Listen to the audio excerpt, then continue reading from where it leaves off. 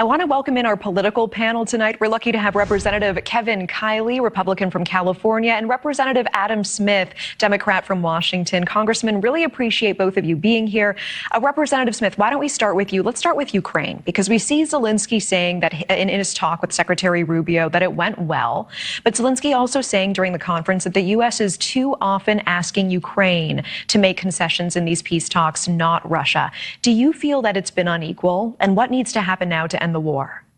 I agree. I mean, there's been too much of an emphasis on putting pressure on Ukraine from the Trump administration. Now, don't get me wrong. I mean, Ukraine is going to have to negotiate to get to an end to this war, but there's just been too much of the focus on what Ukraine has to do and not enough of the focus on what Russia has to do. Remember, Russia did start this war, and they could end it tomorrow if they wanted to. So I think we need more pressure on Russia. We have seen the Trump administration has upped some of the weapons and some of the freedom to use those weapons for Ukraine. I think more economic sanctions. But more than anything, just President Trump, Secretary Rubio, and others saying Russia started this war. They could end the war tomorrow. There doesn't need to be a negotiation. They have taken sovereign territory of Ukraine illegally, unlawfully, and they could end it. So I think the pressure needs to be on Russia, not on Ukraine. So Representative Kiley, speaking of talks, we were just hearing Hannah Brandt talking about this. President Trump now saying regime change in Iran may be, quote, the best thing that could happen. Are you sensing that these talks with Iran are going well? And is regime change the answer to both the nuclear talks underway and the deadly crackdown on protesters in that country? Well, of course it is, I believe, the position of most everyone in our country that Iran would be in a lot better shape if they had a government that respected the human rights of their citizens and responded to the democratic aspirations of their citizens and did not, murder their own citizens in response to peaceful protest. And so, it's hard to say exactly how the talks are going right now, but one thing is certain is that after the very successful strikes last year, limiting Iran's nuclear capacity, we absolutely cannot allow them to rebuild it and once again become the world's leading exporter of terror, with potentially one day having a nuclear arsenal behind that. So we'll see where things go from here, but our foremost objective needs to be national security, stopping Iran from regaining its nuclear capability. And of course, we all want a better future for the people of Iran. So Representative Smith, let's talk about the partial government shutdown that is underway tonight right now. No deal on Homeland Security funding, but Democrats have certainly made their demands known. There doesn't seem to be much budging on the GOP side. How long are Democrats, how long will they be taking this fight? And what message are they sending to the country about DHS and about ICE?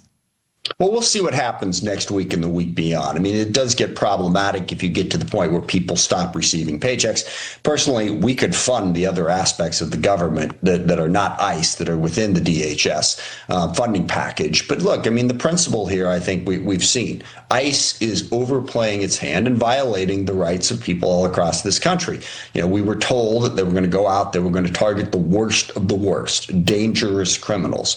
Instead, we see them going into schools and daycares and taking people out of their places of employment, people who have committed no crime. We see citizens in some cases being detained for weeks at a time without due process and without probable cause. We simply want the basic constitution of this country and the rights of the American people to be respected during the course of immigration enforcement. And we feel that new legislation is required given the way the Trump administration has done things with ICE.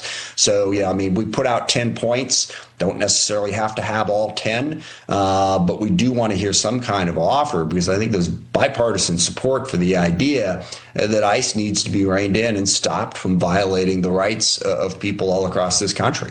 So Representative Kiley, with the time we have, I have to ask you, you were at that chaotic hearing this week with Attorney General Pam Bondi. The clashes often ending with mudslinging and personal insults. Let's take a quick listen to just some of it. Within 40 minutes, Wexner's name was added back. Within 40 minutes of me catching you red-handed. There was one redaction out where of he's over listed as a co-conspirator. And we invited you in. This guy has Trump derangement syndrome. You sit here and you attack the president, and I am not going to have it. I'm not going to put up with it. I believe you just lied under oath. There is ample evidence in the Epstein file. Don't you ever accuse me of a crime. I believe you just lied under oath. Answer. You can let her filibuster all day long, but not on our watch. Not on our time. No way. And I told you about that, Attorney General, before you started. You don't tell me. Yeah, I did tell you because we saw what you did in the Senate. Lawyer, not even a lawyer. What was your reaction in the moment to this hearing?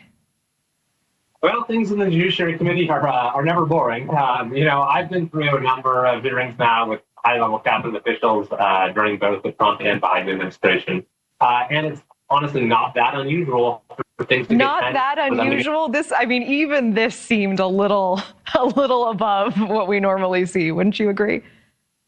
You too, but there is a sense that it'd be nice if we could have a little more forum in these hearings and kind of focused on even where we have differences and trying to sort of flesh out those differences as opposed to going back and forth like so often is the case in any number of these hearings. I will say that I had an exchange with the Attorney General in which she addressed the issues I raised, regarding these detainers that are not being honored, regarding fraud in California, and regarding this issue of parents being, investigated for meetings. So I had a good exchange with her. Not all of them were like the one we.